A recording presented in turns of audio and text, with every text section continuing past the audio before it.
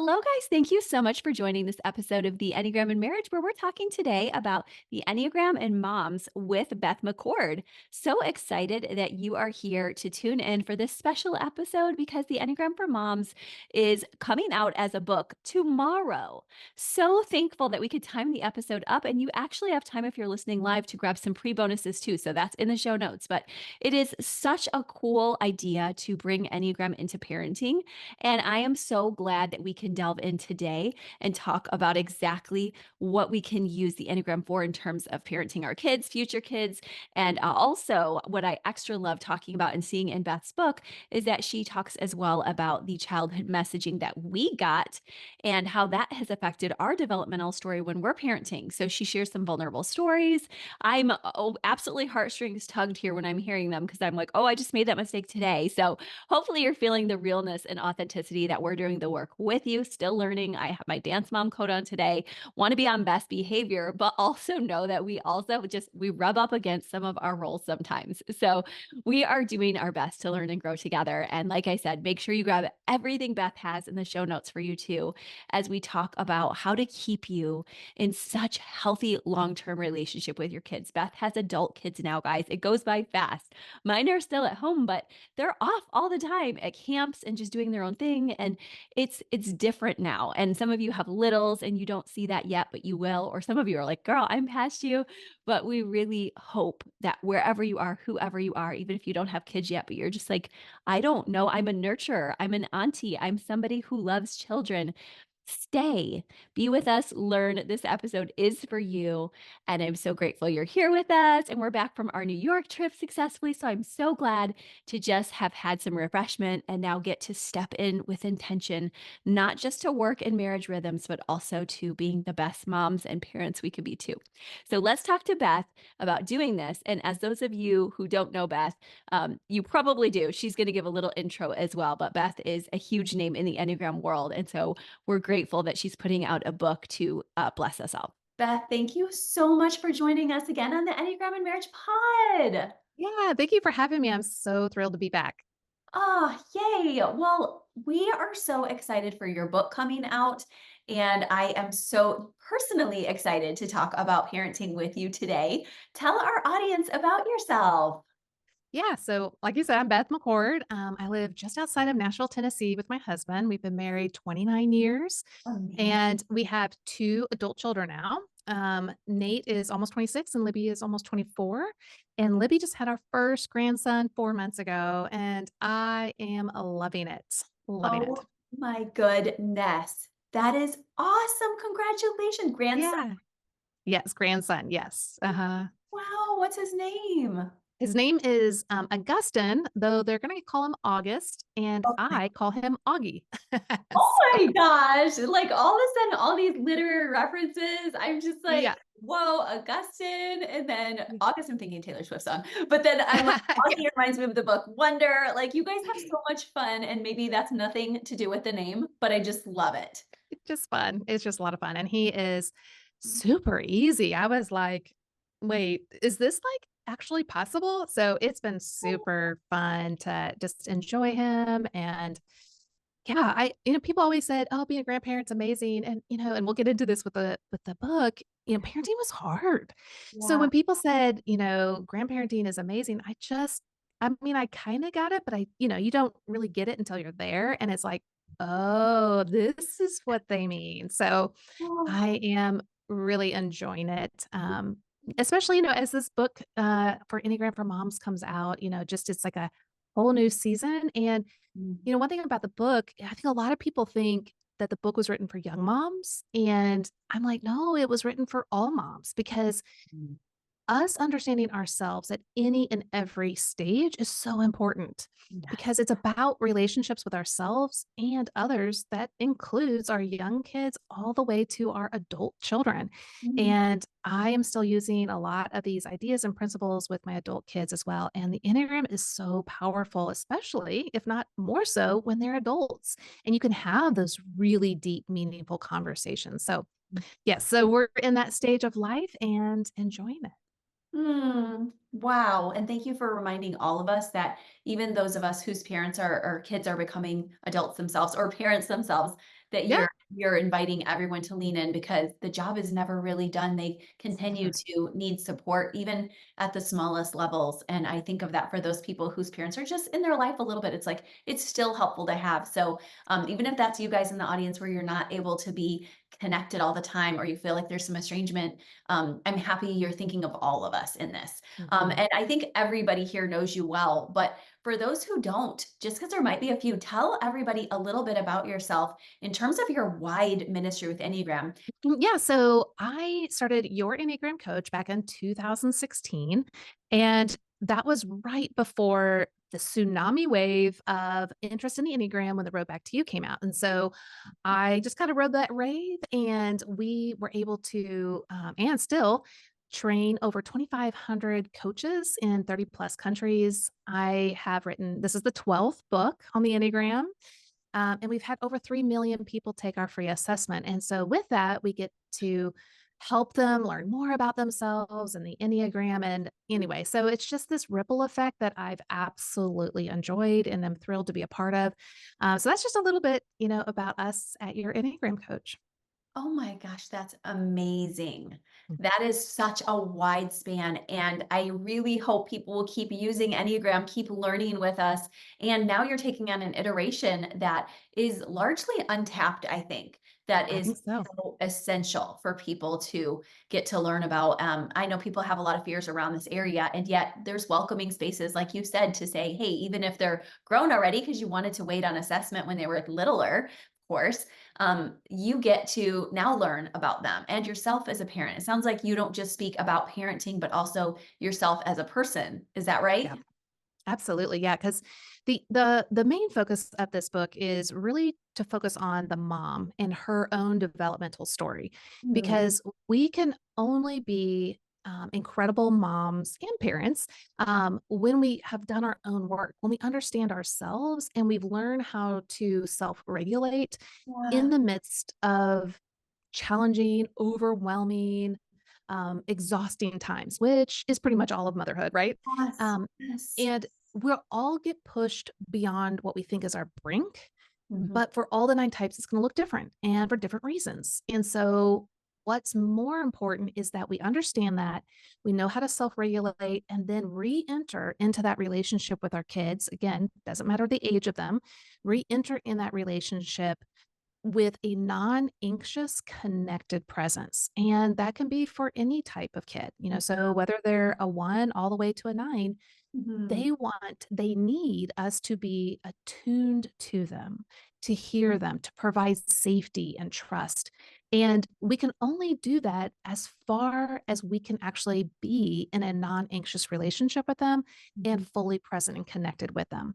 And so that's what I'm hoping for this book is that the moms out there will learn to connect with them with more grace and compassion, understanding, because I think a lot of moms experience, if not all moms, a sense of shame, guilt.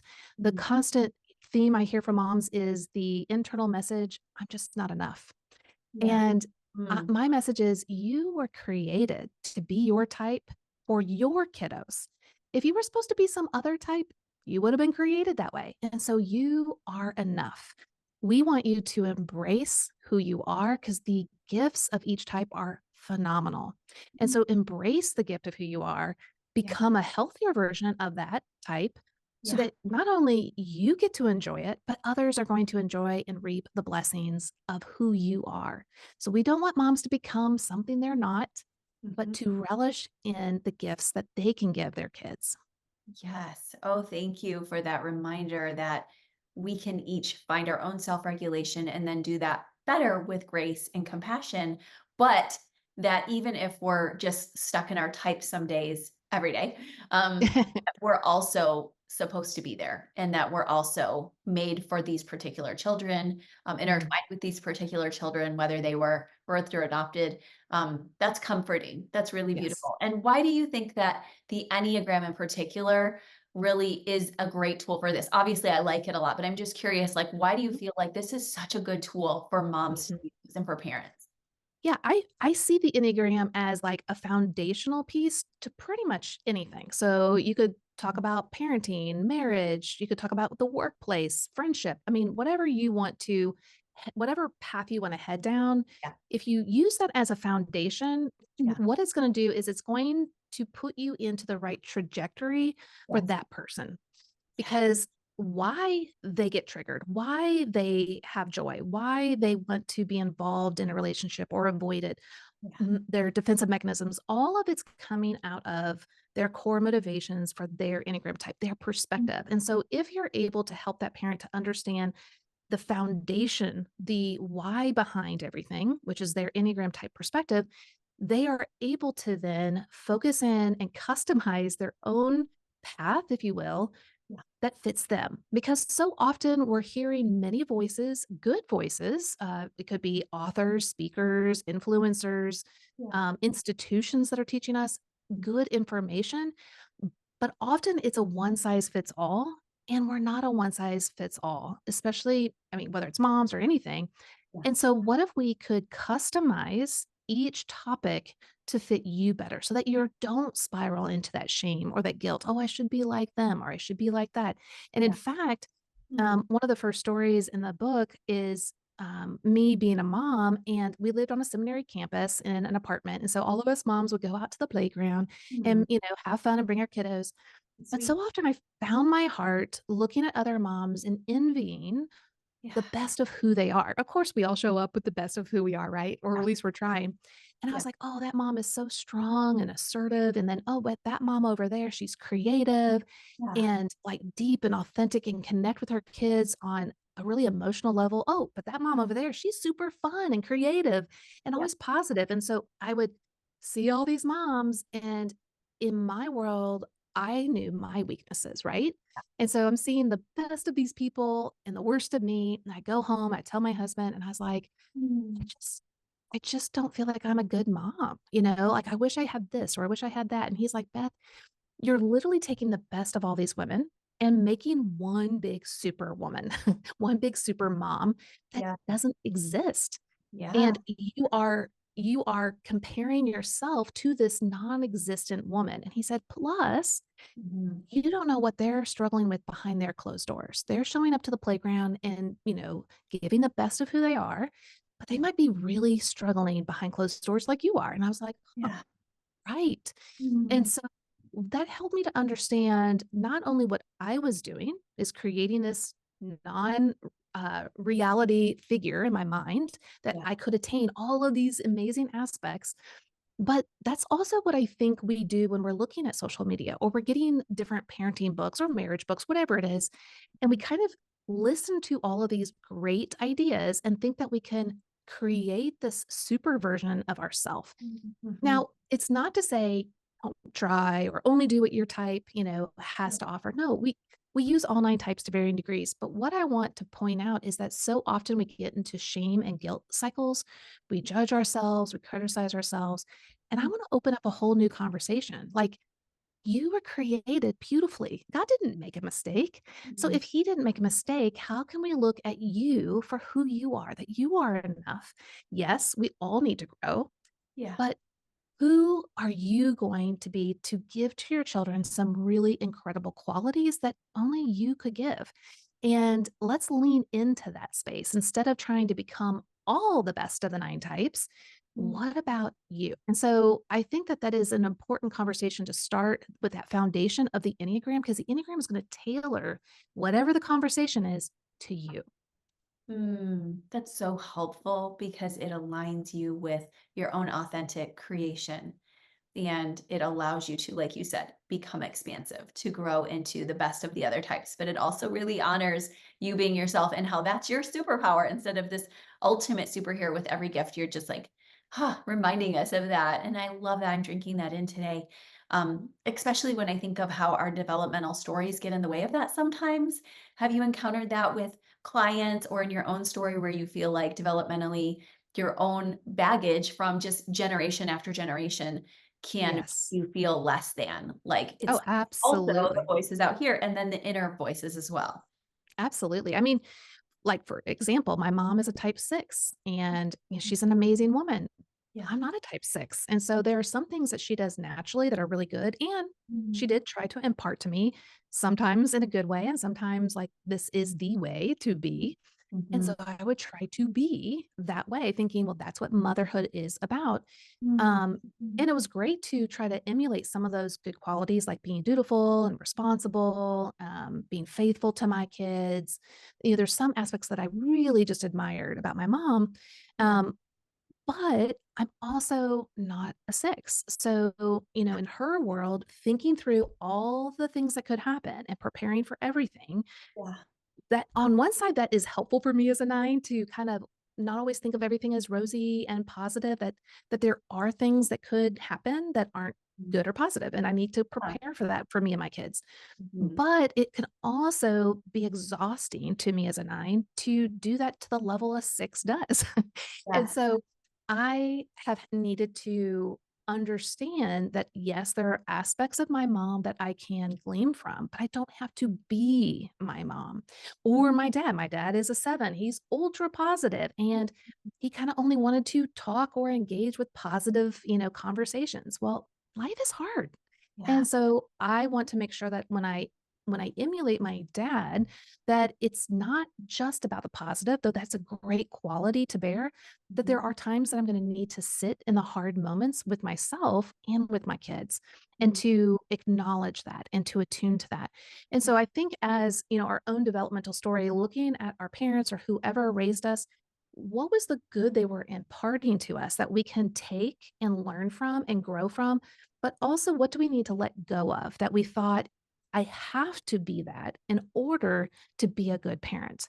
Mhm. And so I think, it's a fine line. And so we don't want to throw out the baby with the bathwater. So I don't want to throw out that thinking and planning what could negatively happen as Mhm. all bad. No, that is good, but Yeah. it can be a slippery slope into creating something in me that's too much, too anxious, that Yeah. is just not how I've been wired. And same with the type 7 and or whatever parent you have. So it's good to take a step back and to understand your own developmental story. And that's just one little bit. I mean, the Mhm. other thing for me as a 9 is I thought I heard the message, "Don't assert yourself." Mhm. Well, I'm really an entrepreneur at heart, and I Yeah. know a lot of people would be like, "As a 9, really?" And I'm like, "Yes." I have a lot of I have a lot of, Mhm. 8 in me and a lot of 3 that's like, "Let's go try." And then, Yeah. of course, having my dad as a 7, it's like, "Yeah, let's try." But, Mhm. with my mom's messages of concern, like, and what ifs, she Yeah. didn't mean to give me the message, but I often heard the message of, "Ooh, I don't know, like, have you thought about this? Have you thought Yeah. about that?" It was Yes. just like, and there was one incident even when I was 5, I tried this little entrepreneur thing, and she didn't really appreciate it because I was trying to sell these little trinkets to my neighbors, and she didn't feel like that was appropriate. Yeah. I think it's a 5 little cute year old, and, I'd probably been like, "Oh my gosh, that's amazing, like, let's think of other entrepreneur things," but Mhm. for her, that felt, inappropriate, and so she was trying to teach me that that was inappropriate, but it landed on me as a 5-year-old is, "Don't ever assert yourself again because you disrupted the family harmony, even if it was just a little bit, and even if she didn't Yeah. feel like it." Yes. That's how I interpreted it as a little 9. She Mhm. didn't know that. That wasn't her intent, but that was a part of my developmental story, and so I've needed to recognize that, and how has that impacted my life moving forward since then, but also how is it affecting me now? Mhm. And so our developmental stories play a major impact in how we then parent our children as well. Mm. Wow. Like you said, both with the shoulders we have to feel like we're standing on, as well as like, okay, I have different gifts totally, and they made mistakes too. But also, even like you said, the ways that we might have limited ourselves unintentionally. All of these play out. And I'm assuming that I'm happy that people can find help on this level in your book too, that we're looking Yes. at parenting, but also our own story, right? Yes, absolutely. Because if we don't start with our own story, we're not able to really become the healthiest version of ourselves. And that's important because you may never know your kid's Enneagram type Yeah. because they have to ultimately find their type because it's all about the why. And so, whether they're a teenager that gets interested in finding their type or a 20-year-old, a 30-year-old, 50-year-old, they have to discover their type. But what if they never want to? Yeah. That's okay because you can still parent with curiosity. That doesn't mean we don't, try to learn and discover and ask curious questions about them to know them well. Yeah. But no matter what type of child you have, you can be the healthiest version of you, which then imparts the best of who you are to any child. That's so healthy to be able to say, I don't have to know everything about them. I think of Anne Frank's father saying, yeah, there were pieces in my daughter's journal that I didn't understand or know, even though we were so close. And Yeah. it's a great reminder of being a bit more understanding that however much your child wants Enneagram or to be known, you can still do a really good job of being their parent and even respecting their boundaries on that. That's neat. I love that you go backwards as well as forward, Mhm. and present. Tell Right. us when we're in that space of feeling like we are disappointed with something with our kids, where we're Mhm. just feeling like there's a loss, like we allowed ourselves to have that important feeling. We're sad and we need direction and we can't get it from them, right? We can't, like we said, double down on them. How do you find that faith has helped you through that? Yeah, so that's a great question. And kind of towards the middle to the end of, well, the back half of the book is all focused on each of the nine types. And we give lots of like kind of like a cheat sheet for lots of stuff. But the back half of the part where we're like a normal book where you're reading through it, I talk about a story with my kids when they were teenagers. Mm, And most of their upbringing, I didn't just talk about the Enneagram all the time. Now I was using it all the time, but they didn't know it. yeah, Because I yeah, didn't use the language to annoy them, because sometimes they'd be like, "Mom, stop with the Enneagram," yes, and I'm yeah. like, "Okay, I get it, Mhm. and that's okay, that's fair, but it doesn't mean I'm gonna stop using it. I'm just not gonna use the words that can create frustration, and sometimes I'm just using it in my mind as Mhm. an awareness tool."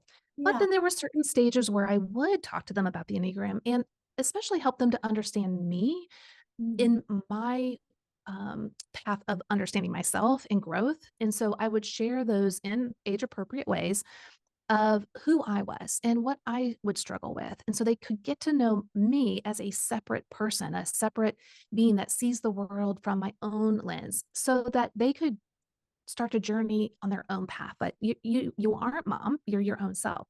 Yeah. So I did those kinds of things along the way. So here they were 15 and 17 years old, summer day. They're in the living room playing a video game. And part of my heart was like, oh, this is so great. They're having fun together. And then I looked at the kitchen and it's a disaster. And Yes. then the other part of my heart is like, are you serious? Like, Mhm. come on, guys. And so, okay, I was like, okay, hey guys, I'm going to go back upstairs and work. I really want you to clean the kitchen before I come back downstairs. Is that okay? And they were like, yeah, sure, mom, no problem. We can do that. And I was like, oh, okay, well, that wasn't so hard, you know? And so I go upstairs and I work for about 4 hours and I come back downstairs. And as I'm coming down the stairs, I'm hearing them play again. And of course, that part of my heart's like, oh, they're still playing together and having fun. And then I turn around the corner and the kitchen is still a disaster. Now, this is the moment that I want parents to be most aware of. And we have an acronym in the book called AWARE, AWARE. And Mhm. you want to awaken to your thoughts, feelings, and inclinations Mm. in your body, like your body sensations. So in that moment, I'm thinking as a type 9, see, my voice doesn't matter. No one cares about what I have to say or what I want. I am not important. Mm. And Mm. that was what I was thinking. I was feeling overlooked, marginalized, small, disrespected. And my whole body started to feel a sense of anger, right? Like disrespected. Now, those are my typical type 9 warning signs. And when I talk about awaken, think of it like a rumble strip on the highway. You're driving down, like I'm coming down the stairs, everything's going to be amazing. And then all of a sudden, start getting derailed, right? And Mhm. then I start veering off course. And if I continue thinking those thoughts, feeling those feelings, and reacting to my body's inclinations, I could land into my same common pitfall. Mhm. That it doesn't mean that my assumptions are right or wrong, because they could be either, but they're assumptions.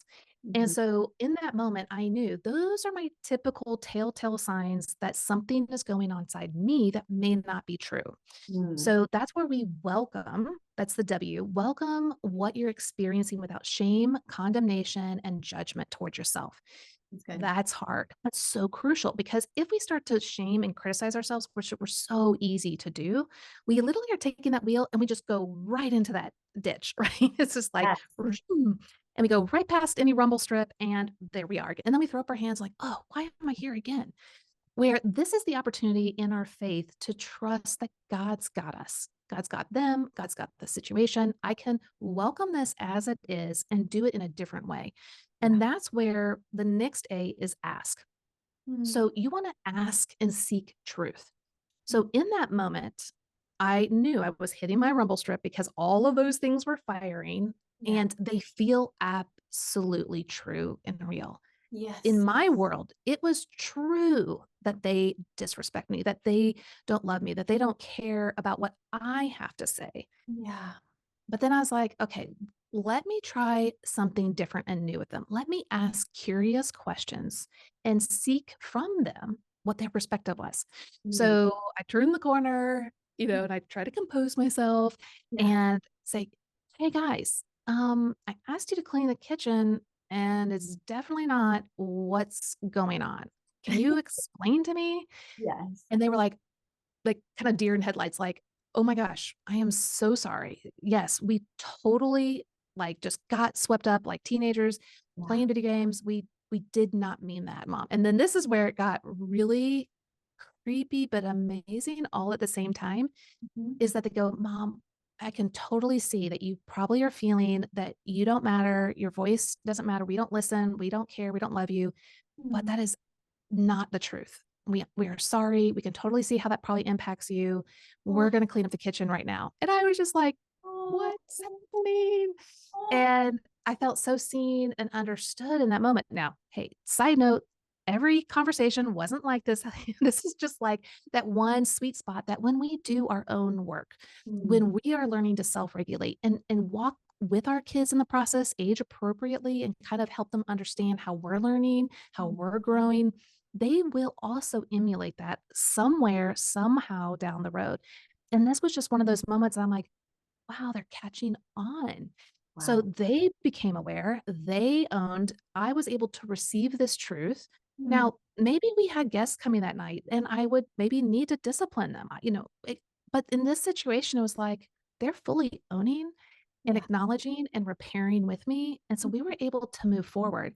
Now, had I not been aware Mhm. and gone into that situation with non-judgment and been curious about the truth, I would have lost my mind. Like, you Mm, guys, I would have been more accusatory, angry, maybe discipline them. And so it's not that any one of those, like, disciplining is not wrong or bad, but yeah. we trying to fully understand our kids' perspective and where they're coming from so that actually the discipline or the conversation is tailored to Mm, what's actually going on within them. And yeah. that's where the whole self-regulation within ourselves and knowing ourselves is such a key component. So we want to not take the wheel and go right into those common pitfalls and bypass the rumble strip so quickly that we don't hear it. We want that Mm, rumble strip to become that alert system. I yes. know it feels true, and it may be true. What Yeah. if my kids were to say, "Yeah, we don't care. Like, Mm, the kitchen's the kitchen. Like, we're playing games." Like, right. well, then that's the truth that I need to deal with in the moment, right? Yeah. But in this situation, my messages were false. And so I just want parents to be able to attune to themselves, to enter into their relationship with their kiddos in a whole new way that honors them Mm. and their kids. Mm, mm. I love that. You just nailed it for everybody this summer who is going crazy with their kids home. I just had a thing like that this morning and went through some of those things with my kiddos. And we got to a good place, but not in such a good way. And I like how you were like, don't feel bad if it isn't always this way. It's going to be rocky sometimes, or you're going to stumble your way through it. And I love how you, as I get to see your book earlier, I like how you're like, we have to receive what is true versus like, oh, the truth is I have to be perfect with this. You're like, no, maybe there Right. was some truth in it. Your kids needed a little lesson, or you were having a hard hormonal day. But there's also truth that you have God's grace. And I like how you're also saying you get the gift of engaging in a new and healthier way for those final letters, because I think that my next question was going to be like, how can we be more invitational so our kids want to engage with us? when they're older. And part of that was answered with this. Like, if you do communicate with this kind of awareness, there's a sense of safety and belonging Mhm. that you're not shaming them away from relationship with you. Am I right? Yes, and in fact, the more we're okay with ourselves, which really is being okay with how God created us and recognizing that, then we are then able to in our positive, our strengths and our weaknesses. Yeah. And when we're able to be okay there, then we're gonna be able to be more vulnerable with our kids. Like I said, age appropriate. Yes. And when we're able to be vulnerable and transparent, they are going to see that and feel it and appreciate that. I think a lot of times us parents think, oh, well, they don't want to hear that or that's going to overwhelm them. Yeah. Yes, they are not in charge of our emotions. They are not responsible to make us happy. Mhm. We are there for them. Yeah. And so what's important is for us to one, lay that foundation, help them to model that, but here's the thing, more often than not, and of course, I don't have any statistics and every parent's different, but probably more often than not, we're do it right. We are going to mess up. We're not going to know their type. We're going to say things that hurt them, even though we're trying to give them the best of who we are. Like my kids, they're 23 and 25 right now. Yeah. And we often have conversations of how my 9ness, Mm. though I was trying to give them the best of this peaceful accommodator that I could, Yeah. hurt them. That was never my intention. In Right. fact, there's some instances that I'm like, "Really? I really thought I was giving you the best."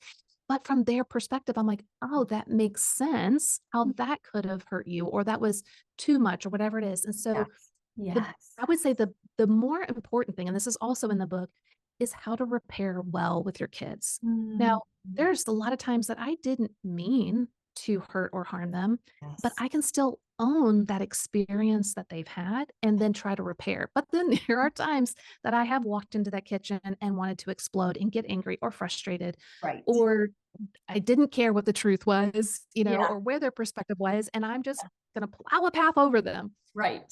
Yeah. Yes. Even when I make mistakes, knowingly, unknowingly, I need to repair well, own my own stuff, own my own weaknesses, faults, failings, and truly repair. Not just, I'm sorry, kids, or I'm sorry you felt that way, you Right. know, but how do you really repair? And when we really repair with our kids, that's where real relationship happens. It's scary, it's hard, but it is essential in our parenting arsenal to have that tool to have the best relationship because whether we realize it or not, we're going to make mistakes and Mm. it's okay. We're not looking for perfection. We're looking for connection. Mm, that's so good. And I love how you also bring us back full circle then to, if you want to do that well, you do have to have some self-soothing, and that's important. And you bring that out in the AWARE acronym as well, but this is so key for this longevity. And I hear there's humility there too, which I know generationally can be a problem sometimes when we say, oh, well, I'm the authoritative older generation than you, and you must respect me. And instead we can come around and say, I do want to earn that respect too. I Yeah. am older and hopefully wiser, but I also want you to know that I'm willing to grow with you in humility. I think that is so inviting for our children. And I Hmm. know that I feel like that's a little easier for me because I have the authenticity as a huge part of me. I think I probably make more mistakes than my husband, Wes, being a type. He's a one. And so I think I make more mistakes, but I'm more aware of that. And I think when he makes a mistake occasionally as a one and yet apologizes, they're just like eating it up. They're like, "Oh my gosh, like dad, Yes. that means the world." They cried this summer, one of them, when he said, "I'm sorry." And they were like, "You don't know how much we needed to hear that, just to know that you know that you're allowed to do that." And he's like, "I make mistakes all the time." And so of course, we're so much harder Yeah. on ourselves, but like we don't always share that. And so you're just here for those of us like myself who may make more mistakes, and then the people who don't make as many, just to even share, like, guys, your kids will really appreciate Mhm. you learning alongside you. Like you said, even sometimes we don't even agree with it. Like, hey, I did Yeah. not make a mistake there, but like, okay, I'm hearing you. This was your experience, right?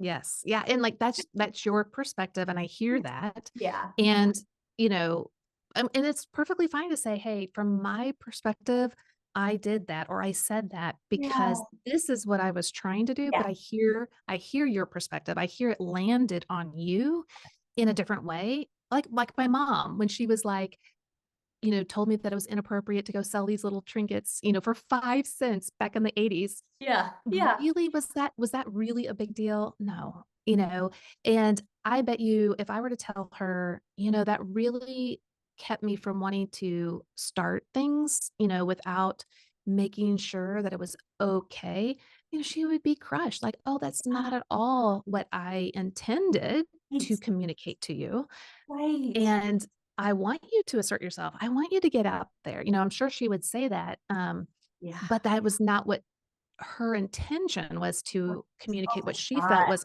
Right. appropriate. Protect, So appropriate.